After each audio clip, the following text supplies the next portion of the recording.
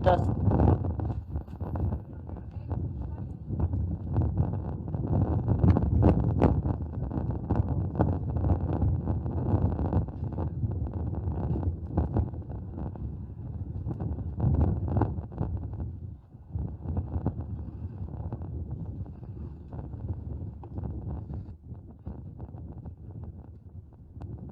Apo dëgjohet?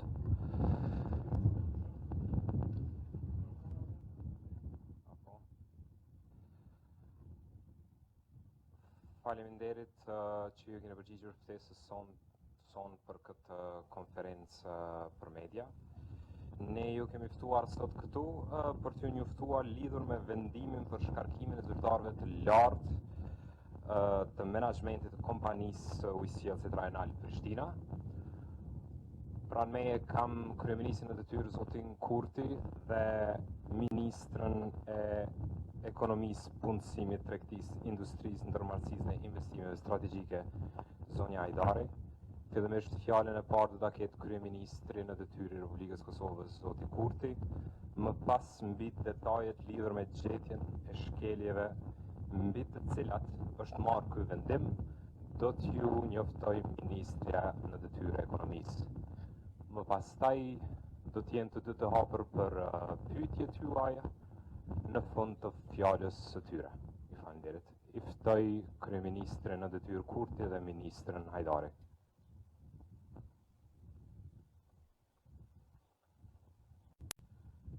Mirëdita të gjithëve. Ju falenderoj shumë që keni ardhur në këtë konferencë për mediat qeverisë Republikës Kosovës në detyrë. Sot, siç e dini, është dita botërore e shëndetit dhe gjermë sot I kemi 170 infektuar me COVID-19 që janë testuar pozitivisht, 24 janë të shëruar, ndërka që sot kishim edhe rastin e 4 të vdekjes, pra 4 të vdekur. Me këtë rast I shprehim edhe njëherë ngushëllime familjeve dhe më të afërmve të këtyre 4 qytetarëve të Republikës sonë, të cilët ndruan jetë për shkak të koronavirusit. Kanë ngelur pra edhe 142 endet infektuar e të pashëruar. Mirë po, si që tha edhe zëdhënësi ynë, zotri Përparem Kreziu, këtu jemi sot bashkë me ministrën e ekonomisë zonjën Rozeta Hajdari, për shkak se është mbajtur mbledhja jashtëzakonshme nga bordi I përkohshëm I ujësjellësit të kompanisë rajonale të ujësjellësit Prishtina, në të cilën është vendosur që të shkarkohet zëvendës kryeshefi ekzekutiv, zyrtari kryesor financiar dhe është kthyer në pozitën e mëparshme ushtruesi I detyrës si kryeshefit ekzekutiv, e që është si drejtor për konsumatorët. Gjithashtu vlen të theksohet se nuk është shkarkuar auditori I brendshëm, I cili kishte kryer punën e tij me profesionalizëm dhe përpikri. Të gjitha këto vendime janë marrë në përputhje me ligjin për ndërmarrjet publike me qëllim të ndaljes së degradimit të kësaj ndërmarrje dhe ruajtjes së parasë publike të qytetarëve. Bordi I përkohshëm është detyruar që të marrë masa të shpejta, pasi që kompania rajonale e ujësjellësit Prishtina në 3 vitet e fundit kishte pësuar rënim me këtë menaxhment, duke keqësuar gjendjen e saj operative dhe financiare. Ndërmarrja nga një fitim mbi 864.000 euro në vitin 2016 kishte rënë në një humbje prej 751.000 euro në vitin 2018. Ajo kishte marrë opinionin më të keq të mundshëm nga auditori I jashtëm dhe asnjëherë nuk ishte përfillur auditori I brendshëm. Për më tepër, menaxhmenti, edhe pse operonte me humbje, kishte vazhduar të paguaj bonuse për punëtor në vlerë prej 110.000 euro dhe ndëshkime për neglizhencë në vlerë prej 208.000 euro. Jemi detyruar pra që të ndërhyjmë shpejt për të parandaluar këtë keqpërdorim që po I bëj paras publike përmes atij menaxhmenti jo profesional e të papërgjegjshëm. Tash po ja kaloj fjalën ministrës son, zonjës Hajdari.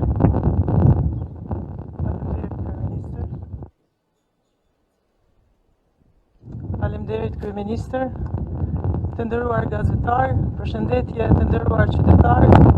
Unë sot dua t'i prezantoj të gjitha gjetjet kryesore që kanë ardhur nga raporti I auditorit të jashtëm, si dhe nga raporti I auditimit të brendshëm për vitin 2016, 2017 dhe 2018 për kompaninë rajonale të ujësjellësit Prishtina. Fillojmë me 15 gjetje sot, t'i lexojmë një nga një, ndoshta do t'ju marr pak kohë, por është më rëndësi që t'ju japim evidencë për vendimarrjen e sotshme të bordit të përkohshëm të kompanisë rajonale ujësjellësi Prishtinës. Kompania rajonale ujësjellësit Prishtina ka të inkasuar një shumë prej 648.443 euro, të cilat janë të paguara nga qytetarët, por ato nuk ju janë zbritur.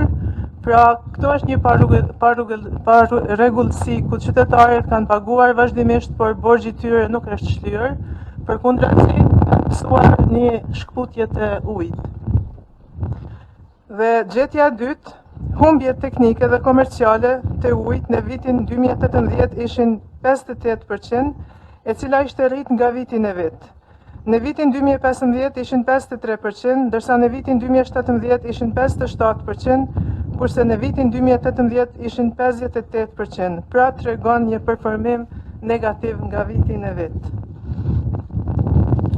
Po ashtu, çka do të thotë kjo gjetje është se KRU Prishtina 58% e ujit të cilin e hedh në rrjete nuk mundet me faturuar fare. Nëse vetëm 10% e humbjeve të zvogloheshin, KRU Prishtina do të kishte një buxhet shtesë prej 1.400.000 euro dhe jo që do të zvoglonte humbjen vjetore, por edhe do të operonte me fitim. Gjetja e tretë. KRU Prishtina ka paguar 200.000 euro si ndëshkime kompanisë të cilit I kishte dështuar të ja plotësoj kushtet për të implementuar projektin investiv. Pra në këtë rast, KRU Prishtina nuk ka siguruar kushtet paraprake për operim të projektit ose zbatim projektit. Dhe kjo tregon një neglizhencë që këta kanë tregu pa krijuar kushtet paraprake për zbatim të projektit. Gjetja e katërt. Në drejtimin e këtij menaxhmenti në vitin 2016 ishte regjistruar një detyrim ndaj një furnitori në vlerë prej 516.441 euro, I cili ishte një detyrim fiktiv, pra që nuk ekzistonte fare, I cili ishte vërejtur nga auditori. Ky është rast për hetim nga se ka elemente të veprës penale, pasi që është tentuar të krijohet një obligim fiktiv dhe kompania ka mund të dëmtohet për vlerën e plot të 516.441 euro. Gjetja e pestë. Në drejtimin e këtij menaxhmenti, KRU gjatë vitit 2018 ka deklaruar dhe paguar bonuse për punëtorët në vlerë prej 109.000 euro, edhe pse gjatë vitit kishte operuar me një humbje prej 751.000 euro. Pra në 3 vitet e fundit kompania kishte një rënje drastike të fitimit dhe megjithatë, në këtë gjendje të vështirë financiare, menaxhmenti kishte shpërndarë bonuse për punëtorët në vlerë prej 109.000 euro. Gjetja e gjashtë. KRU Prishtina kishte një shumë prej 86.723.000 euro, kërkesa nga punëtorët të cilat nuk ishin arketuar nga viti 2014-2017. Pra dhe pse kompania operonte me humbje, menaxhmenti nuk kishte kujdesur të inkasoj këto kërkesa, të cilat ishin ndaj punëtorëve që nga viti 2014. Për me tepër, punëtorët nuk mund të dalin në pension dhe si rrjedhoi, kompania nuk mund të inkasoj këto mjete.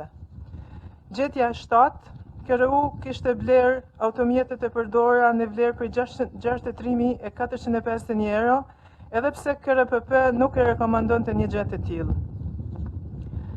Gjetja e 8. Përveç kësaj, KRU Prishtina kishte nënshkruar një kontratë kornizë për shërbimet e gastronomisë me operatorin ekonomik, të papërshtatshëm sipas rregulles dhe udhëzuesit për prokurorim publik. Dhe për me tepër, gjetja e 9. KRU Prishtina kishte trajtuar me konsumatorët me standarde të dy fishta, pasi që 10.670 konsumatorë që kanë borxh mbi 100.000 euro e të cilët nuk kanë kryer asnjë pagesë gjatë vitit. Kompania nuk ka ndërmarrë asnjë veprim për procedurat e përmbarimit, kurse kishte konsumator që me 200 euro borxh ishin dërguar pranë përmbarim. Dhe gjetja e 10, asnjë raport 3 mujor nuk ishte aprovuar dhe dërguar me kohë në njësinë për monitorim, që është këtu brenda ministrisë, dhe përveç kësaj 32 punëtorë të punësuar në fund të muajit shtator nuk ishin të raportuar në raportin periodik, ashtu siç kërkohet në nenin 31.1 dhe nenin 31.4 të ligjit për ndërmarrje publike. Pra dhe këtu menaxhmenti ka treguar një neglizhencë në raportim me qëllim që të shmangë raportimin e drejtë dhe të saktë tek aksionarët i punësimet të bëra në shtator të vitit 2018. Gjetja e 11, KRU Prishtina gjatë vitit 2017 kishte njohur shpenzimet të borxhit të keq në shumë prej 869.929 euro, të cilat i kishte arketuar me vonë, por të cilat nuk i kishte njohur si të hyra të vitit 2018, atëherë kur ishin arketuar. Kjo tregon një nivel të jo profesionalizmit në analizimin e mirë të borxheve të keqia, ose është një tendencë për të shlyer borxhet e konsumatorëve, pra qëllimisht. KRU Prishtina ishte treguar tejet neglizhente në trajtimin e kërkesave për regjistrim të ujmatësve. 83 investitorë, të cilët kishin bërë kërkesë për legalizim të ujmatësve individual të banimeve kolektive, KRU i kishte vonuar nga 1 muaj deri në 1 vit duke i legalizuar ata. Pra, papërgjegjësia e menaxhmentit për ndërmarrjen shkon deri në atë nivel ku konsumatori i cili dëshiron me vullnet që të bëhet konsumatori i rregullt, ata e vonojnë edhe më shumë se 1 vit duke mos e legalizuar ujmatësit e tyre, duke mos i legalizuar, pra. KRU Prishtina kishte mashtruar në raportim të pasqyrave financiare duke deklaruar si obligimet të TVSH në vlerë prej 287.080 euro, edhe pse gjendja ishte krejt ndryshe, pra KRU i detyrohej ATK-s me vetëm 64.226 euro. Gjetja e 14 na tregon se përveç kësaj, KRU ka deklaruar edhe një obligim tatimor në administratën tatimore si tatim në fitim në vlerë prej 94.064 euro, kurse pas konfirmimit të auditorit shihet se kjo vlerë është 0. Gjetja e 15. Donacionet që japeshin nga donatorët nuk trajtoheshin si duhet duke mos u regjistruar dhe duke lënë hapësirë për keqpërdorim. Një shembull është vetura në vlerë prej 9.817 euro, si donacion e cila nuk ishte regjistruar fare në kontabilitet. Pra, mos regjistrimi i donacioneve në kontabilitet është mundësi e madhe për të keqpërdorur si aset, nga se nuk ka ndonjë dokument burimor për vlerën e tij dhe si rrjedhoi, ajo mund të shitet pa u vërejtur fare. Gjetja e 16.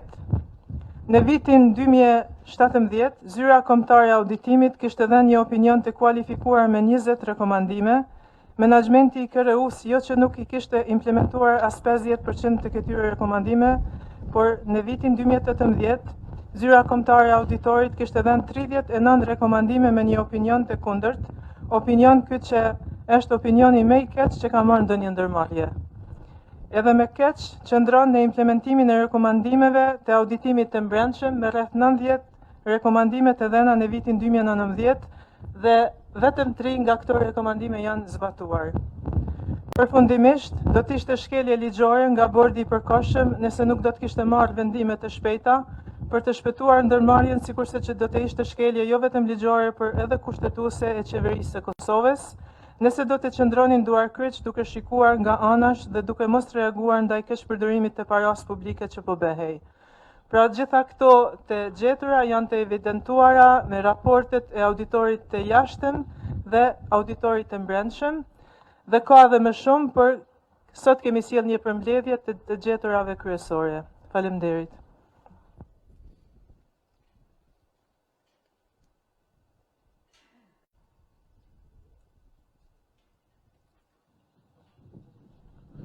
Rregull, përshëndetje, jam Flamur Gajtani prej Klan Kosovës gazetar.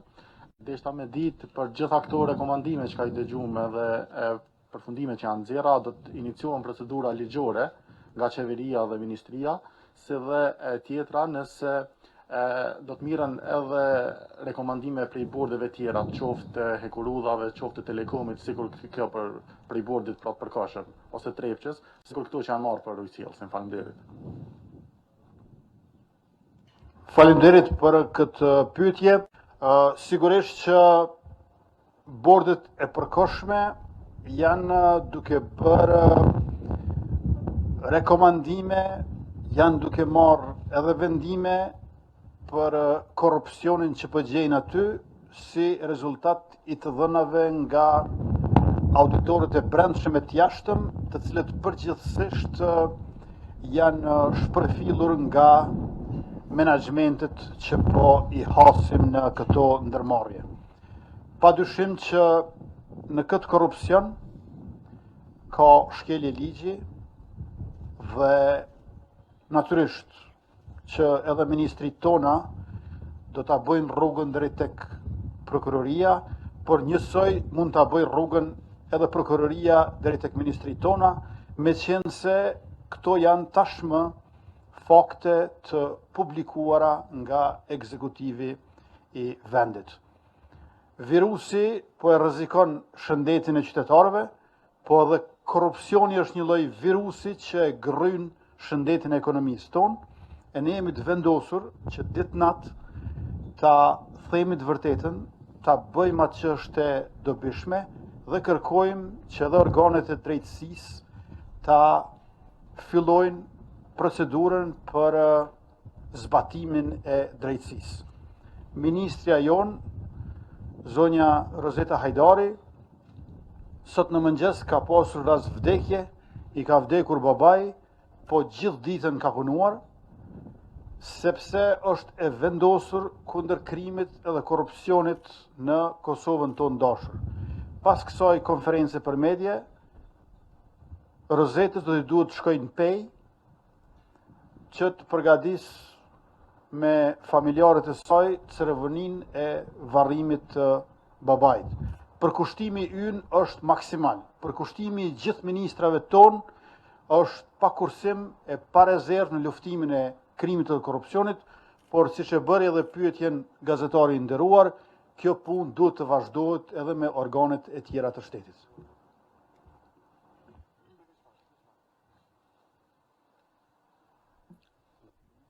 Taulan Osmani prej Kallxhovi.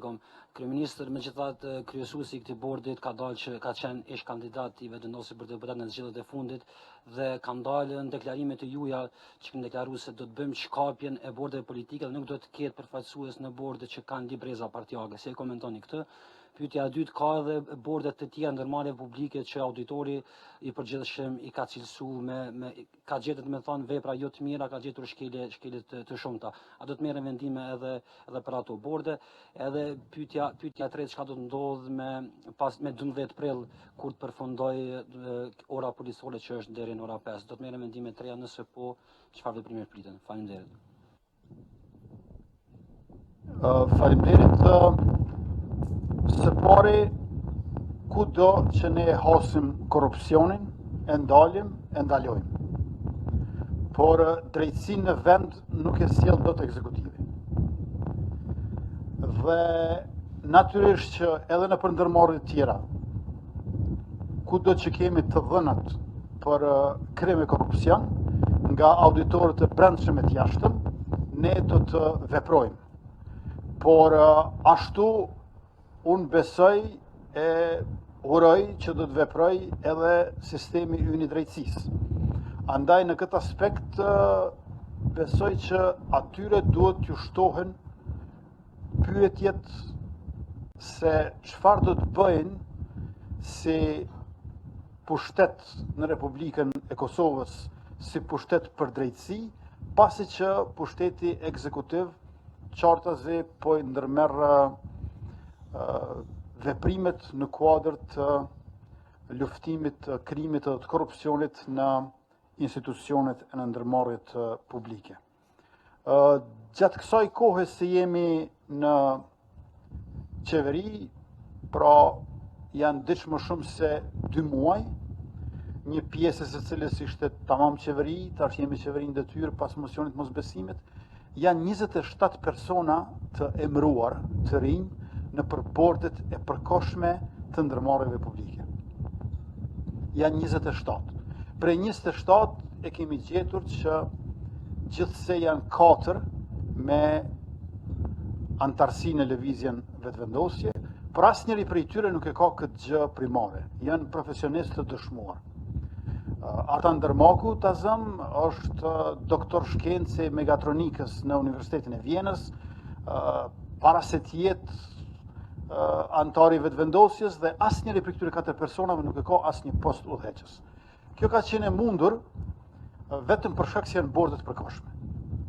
Ne menjëherë do të fillojmë edhe procesin për inkuadrimin e ambasadës britanike edhe të shoqërisë civile në vendosjen e profesionistëve në pozitat e reja të menaxhmentit, sepse edhe aty kemi me ushtrues detyre.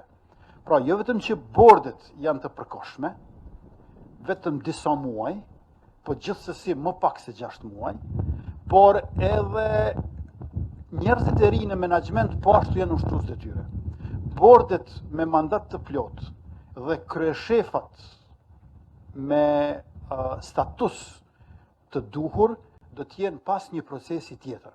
Pra, bordet e përkohshme dhe ushtruesit e detyrës në pozitat menaxheriale janë për ta ndalur këtë gjakderdhje financiare, siç e kemi quajtur. Duhet të theksoj edhe diçka tjetër. Nga 5 ministrat e lëvizjes vetëvendosje në qeverinë në detyrë, të votuar me 3 shkurt të këtij viti, 2 prej tyre nuk janë fare antar të lëvizjes vendosje. Po, Albulena Haxhiu, Besnik Beslimi edhe Glau Konjuf janë antar të lëvizjes vendosje. Mirëpo Bleri Mreka dhe Rozeta Hajdari nuk janë antar të lëvizjes vendosje. Unë si kryeministër në detyrë i kam këshilltar të brendshëm 12. 5 prej tyre nuk janë fare antar të lëvizjes vendosje. Dhe nga 4 këshilltar të jashtëm që i kam, e që punojnë pro bono, pa asnjë cent, Fortuna Sheremeti, Tjen Muma, Shenaj Shala edhe Durim Berisha, asnjëri prej tyre nuk është antar i lëvizjes vendosje. Pra, prej 27 të emëruarve në borde, 4 kanë qelluar me librezë partije, po asnjëri në funksion udhëheqës në asnjërin prej strukturave tona, që karakterizohen me profesionalizmin dhe ekspertizën e tyre, jo me antarësinë tek ne. Nuk janë aktivista, nuk janë militant, janë antarë të thjeshtë në mesin e 50.000 antarëve që i ka lëvizja vendosje. Edhe vetëm dhe vetëm për shkak se janë borde të përkohshme, jo në borde të përhershme. Por më duhet ta ndaj me juve edhe një përvojë se nuk është kollaj që ekspertët e profesionistët të shquar, të cilët nuk janë antar të asnjë partie, të pranojnë të vinë në bordin e përkohshëm për 3-4 muaj dhe të vihen qysh në fillim në sprov me luftimin e krimit edhe të korrupsionit, bazuar në të gjeturat e auditorëve. Mos harroni, ka qenë privilegj të jesh antar bordi në kohën e regjimit vjetër të Panit. Tash është rrezik, sepse duhet të shkarkosh kryeshefa, duhet të shkarkosh njerëz të korruptuar, dhe ata janë të fuqishëm. Prandaj nuk ka pse u ka lakmi askush këtyre në bordet e përkohshme që erdhen nga qeveria jonë, qoftë kjo para 25 marsit apo tash si qeveri në detyrë.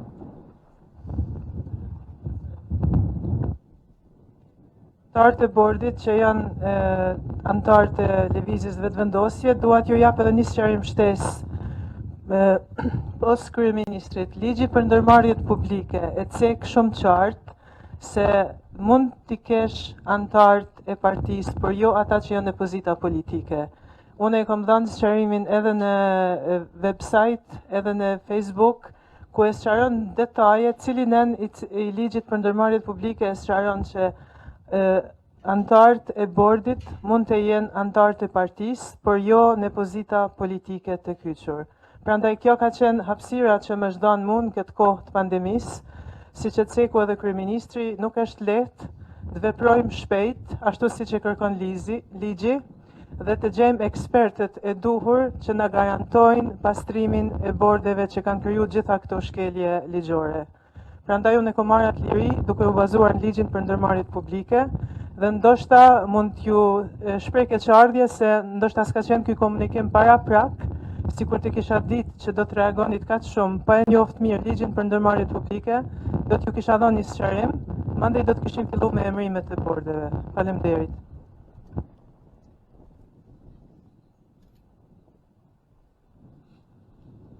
Faleminderit.